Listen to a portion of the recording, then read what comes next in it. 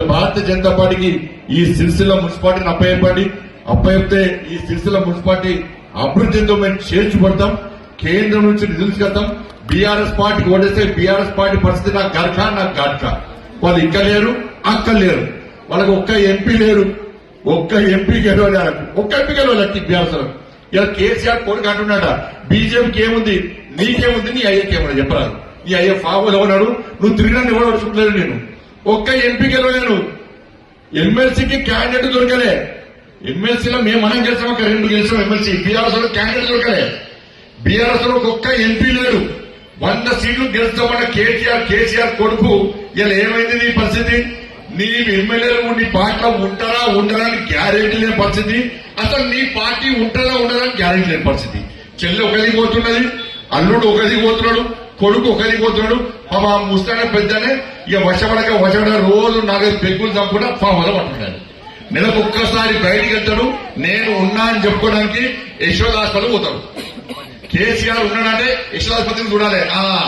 టెస్ట్ల కోసం ఆయన మంచి కూడా కోరుకుంటాం. ఒక ఇంకో రాష్ట్రం కోరుకునే పార్టీ భారతీయ జనతా పార్టీ కాదు.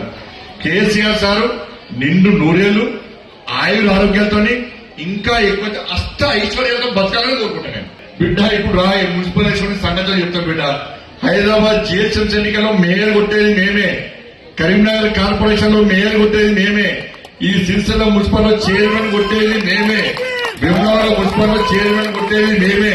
పోయినసారి సిరిసిల్ల మున్సిపల్ లో బీఆర్ఎస్ కంటే ఇండిపెండెంట్ గా గెలిచారు. ఇండిపెండెంట్ గెలిచారంటే కేటీఆర్ నిలబడటం మీద ఇండిపెండెంట్ గెలిచారు. కేసీఆర్ మీద ఎంత వ్యతిరేకత ఉందో ఒక్కసారి అర్థం చేసుకోండి. పార్లమెంట్ ఎన్నికల్లో ఈ కేసీఆర్ కొడుకంటే ఎక్కువ నాకు వచ్చినాయి. అందుకే సిరిసిల్లను ఎప్పుడు మర్చిపోను, సిరిసిల్లకు ఎప్పుడు అండగా ఉంటా. ఏ సమస్య వచ్చినా, మొన్న వర్షం వస్తే హెలికాప్టర్ తీసుకొచ్చింది నేనే. కేసీఆర్ కొడుకుపోయి హైదరాబాద్ ఉన్నాడు. అంతా అయిపోయినాక వచ్చి ఏదో ఉండదు అంతే కూరంతా అయిపోయాక ఖజామాకి ఎత్తారు కదా, అలా ఖజామా కొత్తిమీర కొండే అంటారు. కొత్తిమీర కొండలోకి వచ్చిండు, ఇట్లా చూసి పీకిండు ఆయన. హెలికాప్టర్ తెచ్చి తెప్పించిన వాళ్ళు నేను తెప్పించిన, ప్రజలను కాపాడిన వాళ్ళు నేను కాపాడినా. అక్కడ ఇబ్బంది పడ్డలకు ఆర్థిక సహాయం చేసింది ఎవరు? నేను సహాయం చేసిన, ఆర్థికంగా నేను సహాయం చేసిన.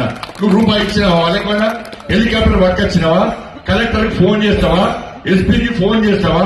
చేసింది నేను, కాపాడింది నేను. ఆపద వస్తే కష్టం వస్తే వచ్చేది నేను. కేంద్ర మంత్రిగా ఉన్న సామాన్య కార్యకర్తలకే ప్రజలకు అందుబాటులో ఉండేది నేను. ఆపద వస్తే కష్టం వస్తే రాకుండా హైదరాబాద్ లో ఉండడానికి ఓటేస్తారా? లేకుండా మీకు ఆపద వస్తే కష్టం వస్తే మీ సమస్యలు పరిష్కారం వచ్చే మా పార్టీకి ఓటేస్తారా? ఒక్కసారి ఆలోచించుకోండి. మాయ మాటలు మభ్య పెట్టే మాట నమ్మకండి.